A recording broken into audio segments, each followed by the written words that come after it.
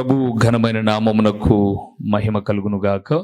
మన ప్రభువును రక్షకుడునునైన యేసుక్రీస్తుల వారి యొక్క ప్రశస్తమైన నామమునకి మహిమ, ఘనత, ప్రభావములు యుగయుగములకు కలుగునుగాక. సర్వాధికారి అయిన దేవుడు, మంచి దేవుడు 43వ కీర్తన 4వ వచనంలో చెప్పినట్లుగా, నాకు ఆనంద సంతోషములు కలుగొచ్చి దేవుని యొద్దకు చేరుదును అన్న రీతిగా దేవుని సన్నిధిలో ఆనంద సంతోషములు దాగి ఉన్నాయి అని మనము కొన్నింటిని అధిగమించి నిద్రనైతేనేమి, సోమరితనాన్నైతేనేమి, అలసత్వాన్నైతేనేమి, నిర్లక్ష్యాన్నైతేనేమి, కొందరు మానుకొనున్నట్లుగా మానుకొనుటైతేనేమి, మనము మానుకొనక దేవుని సన్నిధానానికి వచ్చి దేవుని ఆరాధిస్తున్నాము అంటే, ఆయన మాటలు వింటున్నాము అంటే, ఆయన చెప్పే సంగతులను ధ్యానం చేస్తున్నాము అంటే ధన్యులం ప్రియులారా. మీకు తెలుసా, చాలామంది వారి పార్టీ వారు కాకపోయినా, ఆ వ్యక్తులకు ఓటు వేయకపోయినా వాళ్ళు 500 ఇస్తారంట పోయి నిలబడితే అని గుంపులుగా వెళ్ళిపోతున్నారు. ఎందుకండి వెళ్తున్నారు? మీరేమన్నా వాళ్ళకు ఓటు వేస్తారండి. మేము ఎందుకు వేస్తాం ఓటు? మేము ఎవరికి వేసుకుంటామో ఆ రోజు వేసుకుంటాం. మరి ఇప్పుడు ఎందుకు వెళ్తున్నారు? వాళ్ళు 500 ఇస్తున్నారు, మేము పోతున్నాం. దేవుని సన్నిధి 500తోనో 1000తోనో కొనేది కాదు. అది బైబిల్ గ్రంథంలో కీర్తనాకారుడు అంటాడు, వెండి బంగారముల కన్నా విలువైనవి నీ ధర్మశాస్త్రములోని సంగతులు అని. అవి కనుగొన్నవాడు జీవమును కనుగొంటాడు అని. కావున దేవుని బిడలమైన మనము దేవుని సన్నిధానంలో గడుపుతున్నాము అంటే ఆనంద సంతోషములు అవి డబ్బుతో దొరికేటటువంటివి కావు.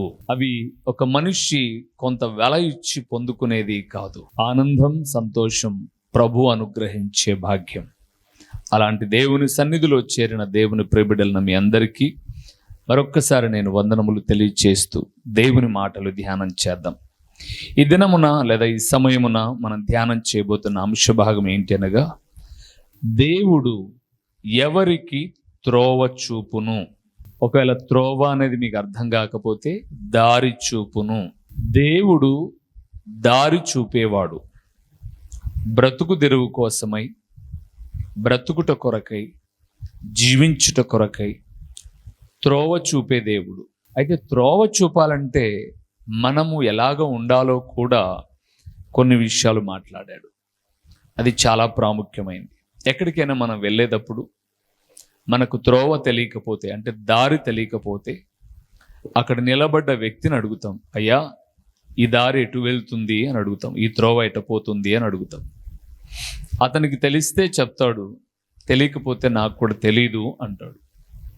ఒక వ్యక్తి మనకు త్రోవ చూపాడు అని అంటే మనల్ని ఎక్కడో ఒక మంచి మనం కోరుకున్న, అంటే మనం వెళ్ళాల్సిన ఇంటికో, మనం వెళ్ళాల్సిన ఊరికో, మనం వెళ్ళాల్సిన వీధికో, ఎక్కడికో త్రోవ చూపడం. కానీ దేవుడు చూపే త్రోవ చాలా గొప్పది. ఎందుకు చూపుతాడో తర్వాత చెప్తాను. ఇప్పుడు ఎవరికి త్రోవ చూపుతాడో. చాలామంది ఈ లోకంలో ఇప్పటికీ స్థిరపడల, బ్రతుకులో స్థిరపడల, ఇంకా ఏవో ఆలోచనలు, ఆందోళనకరమైన సంగతుల్లోనే ఉన్నారు. గాలికి తెగిలిన గాలి పటము వలె ఒక గమ్యము లేకోకుండా ఈరోజు వరకు జీవిస్తున్న వారు చాలామంది ఉన్నారు. జీవిస్తున్నారు కానీ ఒక గమ్యం లేదు. కానీ దేవుడు చూపే త్రోవ ఒక గమ్యాన్ని చేరుస్తుంది. మూలవాక్యాన్ని చదువుదామా? కీర్తనల గ్రంథం 78వ కీర్తన, పరిశుద్ధ బైబిల్ గ్రంథము నుంచి 78వ కీర్తన 14వ వచనాన్ని, ఒక చక్కటి మాట. ఈరోజు మనం ఎక్కడ చదువుతున్నా త్రోవ చూపును, ఈ లక్షణాలు ఉంటే లేదా వీరికి అనే మాటను మనం చూస్తాం. 78వ కీర్తన 14వ వచనం, పగటి వేళ మేఘములో నుండి, రాత్రి అంతయు అగ్ని ప్రకాశములో నుండి, చూసారా, ఆయన వారికి త్రోవ చూపెను. చాలు. ఆసాపు అనబడేటటువంటి కీర్తనాకారుడు. కీర్తనలు అనగానే అన్ని దావీదు గారే రాశారు అనుకోమాకండి. కీర్తనలలో దావీదు రాసినవి ఉన్నాయి, కోరాహు కుమారులు రాసినవి ఉన్నాయి, సొలొమోను రాసినవి ఉన్నాయి, ఆసాపు రాసినవి ఉన్నాయి, మోషే రాసినవి ఉన్నాయి. ఇలాగ రకరకాలైన వ్యక్తులు రాశారు. కాకపోతే ఎక్కువ కీర్తనలు దావీదు రాశాడు కాబట్టి చాలామంది దావీదు కీర్తనలు అంటారు. కానీ కీర్తనలు ఆ రాసిన వ్యక్తి ఎవరో అక్కడ ఉంటే వాటిని మనం చదవాలి. ఈ ఆసాపు ఎవరు అనంటే దావీదు యొక్క ఆస్థానములో, దేవుని మందిరములో దేవుని స్తుతించేటటువంటి ఒక గాయకుడు, ఒక కొయర్ బృందానికి సంబంధించిన వాడు అని చెప్పవచ్చు. ఈయన పాట రూపంలో ఇశ్రాయేలు యొక్క ప్రయాణం అంతటిని వివరిస్తూ ఉన్నాడు. వారు ఎలాగ వెళ్ళిపోయారు, వారు ఎలాంటి సమస్యను ఎదుర్కొన్నారు, ఆ సమస్యను ఎలాగ అధిగమించారు, ఏ మార్గాన్ని ఎంచుకున్నారు, ఇలాగ ఎన్నిటినో చెబుతూ వచ్చాడు. అలాగ చెబుతూ ఉన్నప్పుడే 14వ వచనంలో అన్నాడు, పగటి వేళ మేఘములో నుండి రాత్రి అంతయు అగ్ని ప్రకాశములో నుండి ఆయన వారికి త్రోవ చూపెను. ఎక్కడ త్రోవది? అక్కడ మీరు చూశారో లేదో, అగ్ని ప్రకాశములో నుండి. వారు నడుస్తున్నది ఎక్కడ? సముద్రమును ఆరిన నేలగా చేసినప్పుడు దానిలో నుంచి దాటుకొని వచ్చారు వాళ్ళు. అప్పుడు సంచరిస్తూ ఉన్నప్పుడు వారికి దేవుడు త్రోవను చూపిస్తూ ఉన్నాడు. ఆయన ఆశ్చర్యమైన క్రియలు ఇవన్నీ కూడా. ఆయన త్రోవ చూపిస్తూ ఒక మంచి మార్గంలో నడిపిస్తున్నారు. అంటే వారి ప్రయాణము సుగమనమయ్యేటటువంటి త్రోవ చూపిస్తూ ఉన్నాడు దేవుడు. ఆయన త్రోవ చూపించకపోతే, అంటే ఆయన దారి చూపించకపోతే, మనం ఎంచుకునే దారులు, మనం వెళ్ళే త్రోవలు ఎలాగుంటాయో తెలుసా? యోబు గ్రంథము మనం ఎంచుకునే త్రోవలు ఎలాగుంటాయో మీకు జ్ఞాపకం చేస్తున్నాను ప్రియులారా. 18వ అధ్యాయము 10వ వచనాన్ని చూద్దాం. వారిని చిక్కించుకొనుటకై ఊరి నేలను ఉంచబడును. చూడండి, వారిని పట్టుకొనుటకై త్రోవలో ఏం పెడతారట? ఉచ్చు, అంటే ఉరులు. అవును ప్రియులారా, చిన్నప్పుడు మనం పల్లెల్లో చూసేవాళ్ళం, బోనులు అనేవాళ్ళు. కొన్ని జంతువులకు, కొన్ని పక్షులకు బోన్లు పెట్టేవాళ్ళు. ఇక్కడ దేవుడు కూడా మాట్లాడుతున్నాడు. దైవదాసుడైన యోబు స్నేహితుడైనటువంటి షూహీయుడైనటువంటి బిల్గదు అనబడే వ్యక్తి మాట్లాడుతూ, చాలామంది మాటల్లో చిక్కించుకోవడానికి ప్రయత్నం చేస్తారు అని చెబుతూ, భక్తిహీనుల దీపము ఆరిపోతుంది అని 5వ వచనంలో మాట్లాడుతూ, 10వ వచనంలో అంటున్నాడు, భక్తిహీనులను లేకపోతే లోకములో ఉన్న వారిని చిక్కించుకొనుట కొరకై ఉరి నేల మీద ఉంచబడి వారిని పట్టుకొనుటకై త్రోవలో ఏం పెడతారట? ఉచ్చులు పెట్టును అన్నాడు.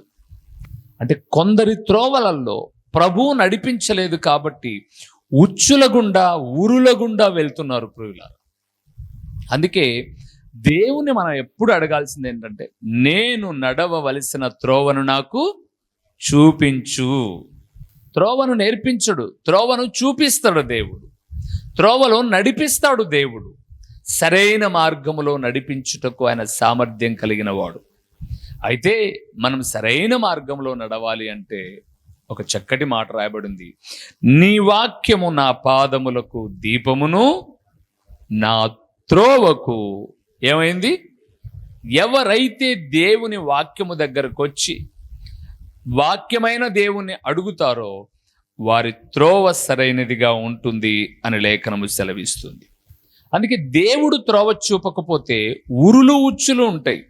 దేవుడు త్రోవ చూపకపోతే ఇంకా ఎలాగుంటుందో తెలుసా? 35వ కీర్తన ఒకసారి మనం వెళ్తే అక్కడ ఒక చక్కటి మాట దావీదు గారు మాట్లాడతారు. 35వ కీర్తన 6వ వచనాన్ని మనం చూద్దాం. 6వ వచనాన్ని, యెహోవా దూత వారిని తరుమునుగాక, వారి త్రోవ చీకటి అయి జారుడుగా నుండునుగాక. చాలు ప్రియులారా, ఎవరి త్రోవ? నాతో వ్యాజ్యమాడే వారి త్రోవ అంటాడు దావీదు.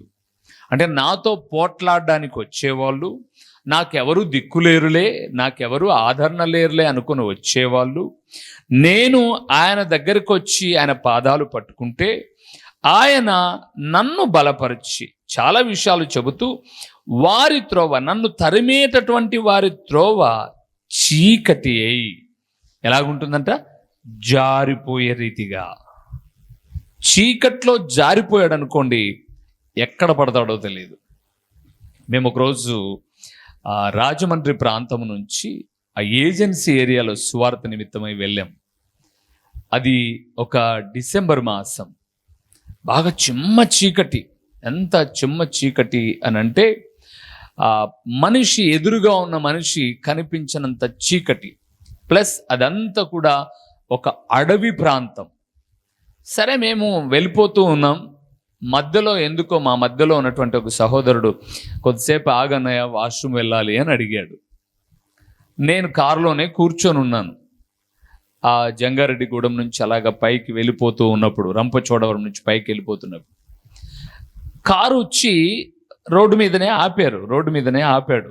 ఏజెన్సీ ఏరియాకి వెళ్ళిపోతున్నాం, రోడ్డు మీద ఆపాడు. లైట్ ఆఫ్ చేశాడు, ఇంకేం కనపరాల. ఈలోపు ఆయన వాష్రూమ్కి వెళ్ళాడు కాబట్టి డిప్పర్ వేశాడు. నేను కూడా దిగుతాను అని అంటే, డ్రైవర్ పక్కన నేను కూర్చొని ఉన్నాను. నేను కూడా దిగుతాను అన్నాడు. అన్న మీరు దిగాలంటే ఇంకొంచెం కారు ముందుకు వెళ్ళాలి అన్నాడు. అదేంటి, అతను వెనకలు కూర్చొని ఉన్నాడు కాబట్టి వెనక డోర్ తీసుకొని రోడ్డు మీదనే దిగాడు. నేను దిగుతాను అన్నప్పుడు వద్దు అన్నాడు ఆయన. ఎందుకు అని అన్నాను. కొద్దిసేపు ఆగండి అన్న, నేను ముందు పెడతాను కారు అని, కొంచెం ముందు పెట్టిన తర్వాత ఇప్పుడు దిగండి అన్న అన్నాడు. నేను అడిగాను, అప్పుడే దింపలేదు, ఇప్పుడు ఎందుకు దించావు అని అంటే, ఒక్కసారి మీ ఫోన్ లైట్ ఆన్ చేసి మీరు ఎక్కడైతే ఇందాక కారు ఆపినప్పుడు నేను దిగుతా అన్నారో అటు రైట్ సైడ్ వేయండి అన్నాడు. సరే అని ఫోన్ వేస్తే కొంచెమే కనపడింది. దారి ప్రక్కనే ఒక 2 అడుగుల గ్యాప్ ఉంది, అంతే 2 అడుగుల గ్యాప్ ఉంది. ఒక భయంకరమైన లోయ ఉంది, కిందన నీళ్ళ శబ్దం. అంటే అతను చెప్పింది ఏంటి అని అంటే, నువ్వు టక్కన 2 అడుగులు దిగేసి ఇంకొంచెం ముందుకు వెళ్దామని వెళ్ళామనుకో, ఆ చీకట్లో ఆ లోయలో పడిపోయే ప్రమాదం ఉంది. కాబట్టి నేను ఇటువైపుగా బండి రానిచ్చి దారి మధ్యలో దిగేటట్టు చేశాను. దేవుడు లేని త్రోవలు, అంటే నాకు త్రోవ చూపే వ్యక్తికి ఆ దారి తెలుసు, ఆ మార్గము గుండా అతను అనేక సార్లు ప్రయాణము చేసిన వ్యక్తి కాబట్టి నేను ఎక్కడ దిగితే క్షేమమో నాకు తెలియజేశాడు. అలాగే మన దారులన్నీ, మన త్రోవలన్నీ ప్రభు అయిన యేసుక్రీస్తుకు తెలుసు కాబట్టి ఆయనను మనను త్రోవ చూపు అని అడిగాము అని అంటే, ఆయన త్రోవ చూపినప్పుడు మనం చక్కగా వెళ్తాం. ఆయన త్రోవ చూపకపోతే ఉచ్చులు ఉంటాయి. ఆయన త్రోవ చూపకపోతే ఏముంటుంది, చీకటి గుండా లోయలో పడిపోయే ప్రమాదం ఉంది. ఇప్పుడు ఆయన త్రోవ చూపాలి అంటే, మనకు మంచి త్రోవ చూపాలంటే మనం ఎలాగుండాలి? దేవుడు త్రోవ చూపేవాడే. అయితే ఆయన త్రోవ చూపాలంటే మనం ఎలాగుండాలి అని లేఖనాలను చూస్తే చాలా విషయాలు ఉన్నాయి. కొన్నింటిని మనం ధ్యానం చేద్దాం. మొదటి విషయానికి వెళ్దాం. సామెతల గ్రంథము 11వ అధ్యాయము 3వ వచనము. యథార్థవంతుల యథార్థత వారికి త్రోవ చూపించును చాలు. ప్రభునందు ప్రియులారా, ఒక మంచి త్రోవ మనకు కావాలి అంటే, ఒక మంచి మార్గం మనకు కావాలి అంటే, దేవుని దగ్గరకు వచ్చి మనం ప్రార్థన చేస్తాం. ప్రభువా, నాకు మంచి దారిని ఏర్పరచు. మంచి దారి అంటే మాకు మంచి భవిష్యత్తుని, మాకు మంచి దీవెనకరమైన స్థితిని అని మనం అడుగుతాం దేవుణ్ణి. దేవుడు తప్పకుండా ఇచ్చేవాడే, అందులో సందేహం ఏమి లేదు. అయితే ఇక్కడ ఒక చిన్న మెలిక ఏంటి అనగా, యథార్థవంతుల యథార్థత వారికి త్రోవ చూపించును. దేవుని నువ్వు త్రోవ అడిగేటప్పుడు నీలో ఏ లక్షణాలు ఉండాలి? యథార్థమైన లక్షణాలు ఉంటే త్రోవ చూపిస్తాడు. యథార్థమైన లక్షణాలు ఉండాలి ప్రియులారా. ఏ ఎండకు ఆ గొడుగు పట్టే స్వభావం మనలో ఉండకూడదు. అందుకే అక్కడ అన్నాడు యథార్థవంతుల యథార్థత. అంటే నీవు యథార్థవంతుడవైతే నీలో యథార్థమైన లక్షణాలే ఉంటాయి. యథార్థమైన లక్షణాలు ఉంటే దేవుని నువ్వేమడుగుతావు? నాకు ఒక త్రోవను చూయించు అని అడిగితే దేవుడు యథార్థవంతులను మంచి త్రోవలో నడిపించువాడు. ప్రియులారా, ఇశ్రాయేలీయులు అరణ్యము గుండా పాలు తేనెలు ప్రవహించే కానాను దేశానికి రావడానికి వారికి త్రోవ తెలియదు, అంటే దారి తెలియదు వాళ్ళకు. అందుకే 3 రోజుల ప్రయాణాన్ని దాదాపు 40 సంవత్సరాలు చేశాడు దేవుడు. చుట్టంతా తిప్పేసుకొని వచ్చాడు. ఎందుకో తెలుసా? ఈ దారిలో వారి స్వభావాలేంటో తెలియాలని. ప్రియులారా, కొన్నిసార్లు దేవుణ్ణి మనం కొన్ని అడుగుతాం. అడిగినప్పుడు కొంత ఆలస్యం అవుతుంది. ఆలస్యమైనప్పుడు మనమేమనుకుంటాము అంటే దేవుడు వినలేదేమో అనుకుంటాం. ఆలస్యం అయ్యే కొద్దీ నీలో ఉన్న ఒరిజినాలిటీ బయటకు వస్తుంది. వెంటనే ఇస్తే దేవుడు మంచోడే. ఆలస్యం అయ్యే కొద్దీ దేవుని మీద నువ్వు ఎన్ని సనుగులు సనుగుతావో, దేవుని మీద ఎన్ని గొనుగులు గొనుగుతావో, దేవుణ్ణి ఎంతగా అసహించుకుంటావో, ఏం దేవుడు లెబ్బ అంటావో, ఇవన్నీ నీలో ఉన్న లక్షణాలు బయటికి రావడానికి ఆయన ఆలస్యం చేస్తాడే తప్ప నీకు ఇవ్వకూడదన్నది ఉద్దేశం కాదు. ఇశ్రాయేలీలు ఈ ఆలస్యం అయ్యే కొద్దీ వారిలో ఉన్నటువంటి రియాలిటీ బయటకు వస్తుంది చూడండి, నిజతత్వం బయటకు వస్తుంది చూడండి. ఐగుప్తు దేశంలో సమాధులు ఏమని పిలుచుకొచ్చావు మోషే మమ్మల్ని ఇక్కడ అంటారు. మేము ఆడ తిన్న కీరకాయలు, దోసకాయలు, ఉల్లిగడ్డలే మాకు బాగా గుర్తుకొస్తున్నాయి అంటారు. అంటే నడిపించే తొలి రోజు ఏమన్నారు? ఎంత గొప్ప దేవుడు అని పాట పాడారు. మిర్యాము అయితే నిర్గమాకాండం 15వ అధ్యాయానికి వస్తున్నప్పుడు ఆ ఎర్ర సముద్రం దాటిన తర్వాత దేవుని యొక్క గొప్పతనాన్ని తంబూరెత్తుకొని పాట పాడుతుంది. అదే మిర్యాము ఇంకొంచెం ముందుకు రాగానే మోషే మీద ఏమవుతుంది? సనుగుతుంది. దేవుని సేవకుడైన మోషే మీద గొనుగుతుంది. ఎందుకు? రియాలిటీ బయటకు వస్తుంది. అవును ప్రియులారా, భక్తి జీవితంలో అన్ని బాగున్నప్పుడు నిజమైన వ్యక్తిత్వం బయటికి రాదు. కష్టం వచ్చినప్పుడే నిజమైన వ్యక్తిత్వం బయటకు వస్తుంది. కష్టాల్లోనే ఒక వ్యక్తి యొక్క నిజ స్వరూపం. నీ దగ్గర అన్ని బాగున్నప్పుడు నువ్వు రైట్గానే ఉంటావు. నువ్వు కొంచెం అప్పుల్లోకి వెళ్ళావనుకోండి, అటువైపున మీ బంధువుల ఫోన్లన్నీ ఏమవుతాయి? స్విచ్డ్ ఆఫ్ అవుతాయి. లేదా మీ నెంబర్ బ్లాక్ లిస్ట్లోకి వెళ్ళిపోతాయి. ఎందుకో తెలుసా? మనల్ని ఏమడుగుతాడో, మనల్ని ఏమడుగుతుందో. ఎందుకు? ఇప్పుడు నువ్వు కష్టాల గుండా వెళ్తున్నావు. దేవుడు అలాంటి వాడు కాదు ప్రియులారా. నువ్వు యథార్థంగా ఉంటే నీకు ఆయన త్రోవ చూపి నడిపించేవాడు. యథార్థంగా ఉన్న వ్యక్తులు ఇద్దరే ఉన్నారు చూడండి. 6 లక్షల కాలు బలం బయలుదేరితే త్రోవలో గుండా క్రమంగా వెళ్ళి కానాను చేరుకున్న వ్యక్తులు ఎవరు? ఇద్దరే, యెహోషువ, కాలేబు. ఎందుకు? వీరిలో ఉన్న యథార్థతను దేవుడు విడిచిపెట్టాలి. అందరూ అరణ్యంలో రాలిపోయారు. వారి తర్వాత వచ్చిన పసిపిల్లలు యవనస్తులై ప్రయోజకులై వారు వెళ్ళారు పాలు తేనెలు ప్రవహించే దేశం. కానీ ప్రారంభమైన 6 లక్షల కాలు బలం ఉంది చూడు, వీళ్ళందరూ అరణ్యంలో స్టెప్ బై స్టెప్ అందరు రాలిపోతూ వచ్చారు. ఎందుకు? వారిలో ఏం లేదు? యథార్థత లేదు. దేవుని ప్రియబిడ్డలారా, గుర్తుపెట్టుకోండి, మన బ్రతుకు తిరుగులోనైనా, మన జీవితంలోనైనా, సేవలోనైనా, వ్యాపారంలోనైనా, ఉద్యోగంలోనైనా దేవుడు ఒక చక్కని త్రోవ గుండా నడిపించాలి అని అంటే వాక్యము దీపముగా పెట్టుకొని మనలో ఏ లక్షణాలు ఉండాలి? యథార్థత అండి. కష్టం వచ్చినా నష్టం వచ్చినా ఒకే వ్యక్తిత్వం ఉండాలి. బాధలోనైనా ఇబ్బందులైనా ఒకే వ్యక్తిత్వం ఉండాలి. గద్దించినప్పుడైనా ప్రేమించినప్పుడైనా ఒకే వ్యక్తిత్వం ఉండాలి. మనం అలాగుండం చూడండి. గద్దించినప్పుడు 30 వంకర్లు వెళ్ళిపోతుంది మూతి. అవండి మాకు ప్రార్థన రాదు కానీ మేము మమ్మల్ని అడగకూడదు అంటారు. మాకు ప్రార్థన రాదు, మేము మమ్మల్ని అడగకూడదు. మరి ప్రార్థనే రాకపోతే ఎందుకు వచ్చినట్లు? బడికి ఎందుకు వెళ్తున్నావు? మాకు చదువు రాదని మమ్మల్ని అడగకూడదు అంటే మనం అడగమా? ఏం చేస్తాం? మీకు వేలకు వేలు ఫీజు కడుతున్నాం మేము, మా పిల్లలకు చదువు రాకపోతే ఎట్లా అని అడుగుతాం. మరి క్రమంగా మేము మందిరానికి వస్తున్నాం, ప్రార్థన రాకపోతే ఎట్లా అని అడగద్దా? బైబిల్ చదవడం రాకపోతే ఎట్లా అని అడగద్దా? ఊరికే సింపుల్గా వచ్చి కూర్చుంటారు చాలామంది పిల్లలు. అయితే సింపుల్గా వచ్చి కూర్చుంటారు, బైబిల్లో రెఫరెన్స్ కూడా తీయరు. ఏం అవసరం మనకు? మా నాయన రమ్మన్నాడు వచ్చిన, మా అమ్మ రమ్మనింది వచ్చిన, అంతే. నాకు బైబిల్తో సంబంధం లే. నువ్వు అడిగావా, రేపారం నాకు కడుపు నొప్పిస్తుంది, రాను ప్రార్థనకి, ఏం చేసుకుంటూ చేసుకోపో. ఏమీ లేదు, యథార్థత లేదు. అందుకే ప్రియులారా, ఎంత ఎత్తు ఎదగాలనుకున్నా అది మురుగుజు మాదిరి ఉంటుంది కానీ అభివృద్ధి ఉండదు. కానీ దేవుడు అంటున్నాడు, యథార్థవంతులకు త్రోవ చూపిస్తాడు ఆయన. రెండవది ఎవరికి త్రోవ చూపిస్తాడో చూద్దామా? 43వ కీర్తనకి వెళ్దాం. 43వ కీర్తనకి వెళ్దాం. 3వ వచనానికి వెళ్దాం. చదివాం మనం ఇందాక 43వ కీర్తన 3వ వచనాన్ని ఒక్కసారి మనం చదువుకుందాం. నీ వెలుగును నీ సత్యమును బయలుదేరు చేయము, అవి నాకు త్రోవ చూపును. చాలు. ప్రభునందు ప్రియులారా, ఇందులో 2 విషయాలు ఉన్నాయి. మొదటిది, వెలుగు ఉంటే, మనలో వెలుగు ఉంటే ఆయన ఏం చూపుతాడట? త్రోవ చూపును. వెలుగు ఉండడం అంటే మనం అందరం బల్బ్ మింగాలనా? కరెంటు కనెక్షన్ ఇచ్చుకోవాలనా? వెలుగు అనగా బైబిల్ గ్రంథం చాలా చక్కగా చెబుతున్న మాట ఏంటి అనగా, పాపము లేని జీవితం, వెలుగులో పరిశుద్ధత.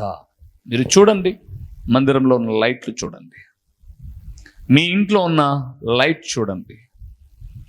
లైట్లో ఒక 40 వాట్స్ 20 వాట్స్ అందులో పవర్ సప్లై అవుతూ ఉంది. ఒక 20 వాట్స్ బల్బులో నుంచి వస్తున్నప్పుడు బల్బును చూస్తే బల్బులో ఏ మచ్చ కనపరాదు. ఎందుకు? అది అంత చక్కగా డిజైన్ చేశారు. దాంట్లో ఎల్ఈడీలు అలాగా డిజైన్ చేశారు. అది ఆన్ చేయగానే 20 వాట్స్, ఆ 20 వాట్స్ ఆ తెల్లదనాన్ని, లేదా 40 వాట్స్ ఆ ట్యూబ్ లైట్ తెల్లగా వెలుగుతూ ఉంది.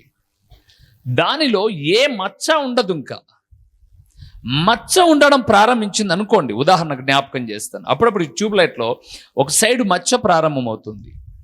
మచ్చ ప్రారంభమయ్యే కొద్దీ దినదినం తన కాంతిని కోల్పోతుంది. ఒక రోజుకు ట్యూబ్ లైట్ పని చేయదు. ఎందువల్ల? మచ్చ ఏర్పడుతూ ఉన్నప్పుడు దానిలో ఉన్నటువంటి ఆ యొక్క స్వభావ సిద్ధమైన వెలుగును అది కోల్పోతుంది. దేవుని ప్రియబిడ్డలమైన మనము పరిశుద్ధంగా పవిత్రంగా బ్రతికినంత కాలం దేవుడు ఎప్పుడు త్రోవ చూపి నడిపిస్తూనే ఉంటాడు. ప్రియులారా, ఎప్పుడైతే పాపము ప్రవేశిస్తుందో లక్షలు సంపాదించు మిగలదు, బ్రతుకుదిరువులో తృప్తి ఉండదు, కుటుంబంలో సమాధానం ఉండదు. ఎందుకు? పాపం ఉంది కుటుంబంలో, వెలుగు లేదు, చీకటి ఉంది. చీకటి ఉంటే పడిపోతారు, చీకటి ఉంటే పతనమైపోతారు, చీకటి ఉంటే ఇందాక మనం చూసాం జారిపోతారు అని. పాపం మనిషిని పతనానికి తీసుకొస్తుంది. ప్రియులారా, కొన్ని ఇళ్లలో 2 పని చేస్తుంటారు, 3 పని చేస్తుంటారు, 4 పని చేస్తుంటారు. ఏ నెలకు ఆ నెల గాడిదవాటం మేసుకుంటా పోయేసి వెనక్కి చూసి అయ్యో అంత అట్లే ఉంది అనే రకం. అంత సంపాదించిన హగ్గై గ్రంథం 1వ అధ్యాయం 6వ వచనంలో చెప్పినట్టు చినిగిపోయిన సంచిలో వేసినట్టే. ఉప్రాయ కొనుక్కొచ్చుకొని ఉండదు, మిరపకాయ కొనుక్కొచ్చుకొని ఉండదు. ఎందుకు? ఇంట్లో పాపం ఉంది. దేవుడు సరైన త్రోవలో నడిపించడు. పాపం ఉన్న చోట పరిశుద్ధుడైన దేవుడు ఉండడు. ఎక్కడైతే దీపం ఉంటుందో అక్కడ చీకటి ఉండదు. దేవుడు అంటున్నాడు, నేను ఎవరికి త్రోవ చూపుతానో తెలుసా? పరిశుద్ధంగా బ్రతికితే త్రోవ చూపుతా. మొదటిది యథార్థంగా బ్రతకాలి, రెండవది పరిశుద్ధంగా బ్రతకాలి. ఈరోజు ప్రభునందు ప్రియులారా, తల్లిదండ్రులు అనబడే వాళ్ళు పాపాన్ని ప్రేరేపిస్తూ ఉన్నారు.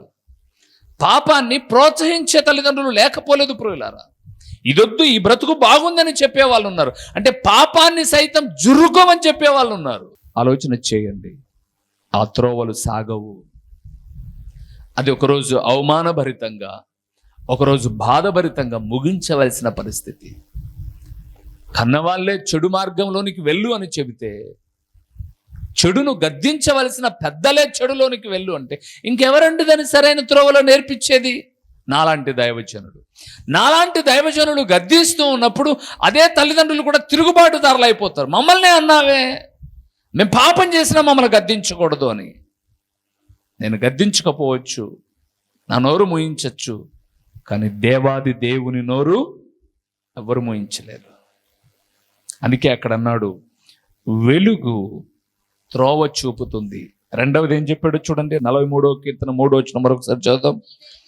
నీ వెలుగును నీ సత్యమును బయలుదేరచేయను. 3వది ప్రియులారా, సత్యముగా మాట్లాడిన త్రోవ చూపుతాడు, లేదా సత్యముగా నడిచిన త్రోవ చూపుతాడు. మొదటిది యథార్థంగా నడవాలి త్రోవ చూపాలంటే. రెండవది పాపం లేని పరిశుద్ధతలో నడవాలి త్రోవ చూపాలంటే వెలుగులో. మూడవది ఎందులో నడవాలి? సత్యములో. ఏంటి సత్యం? ఎక్కడుంది సత్యము? 17వ అధ్యాయం యోహాను సువార్త చూస్తారా ఒకసారి? 17వ వచనానికి వద్దాం ఒకసారి. యోహాను సువార్త 17వ అధ్యాయము 17వ వచనాన్ని చూడండి. సత్యమందు వారిని ప్రతిష్ఠ చేయుము. ఏంటి సత్యం? దేవుని వాక్యం సత్యం. వాక్యములో ఉండాలి సత్యం అంటే. వాక్యమే సత్యం పురుగులారా.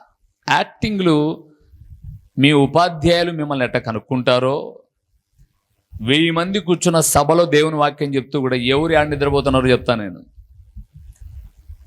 ఎవరిని నవ్విస్తానో జ్ఞాపకం చేస్తాను. నేను సత్యనపల్లి మీటింగ్కి వెళ్ళాను దేవుని వాక్యం ప్రకటించడానికి.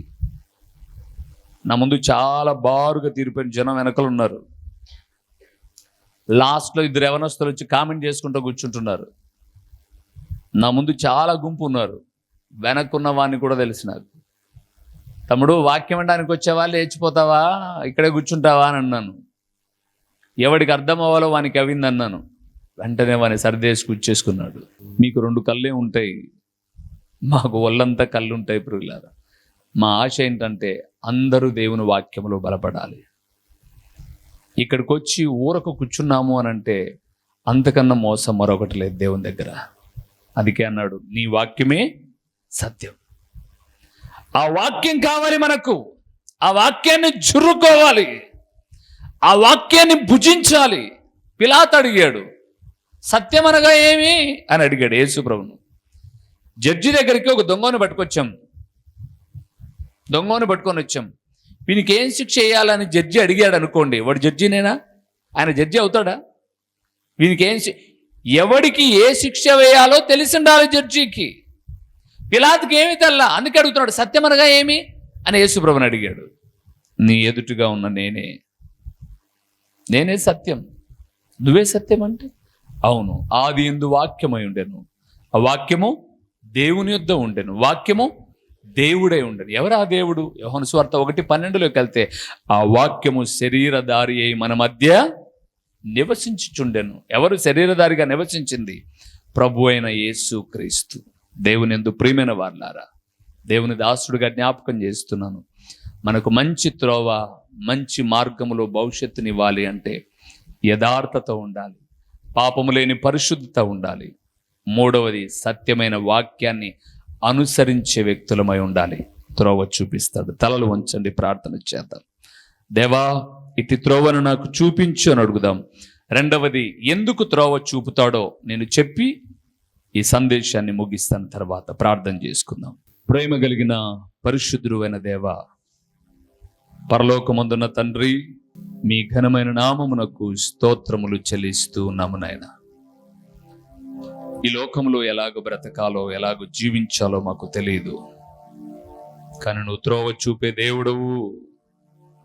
అయితే ఎలాగ ఉంటే త్రోవ చూపుతారో 3 విషయాలు మేము ధ్యానం చేశాం.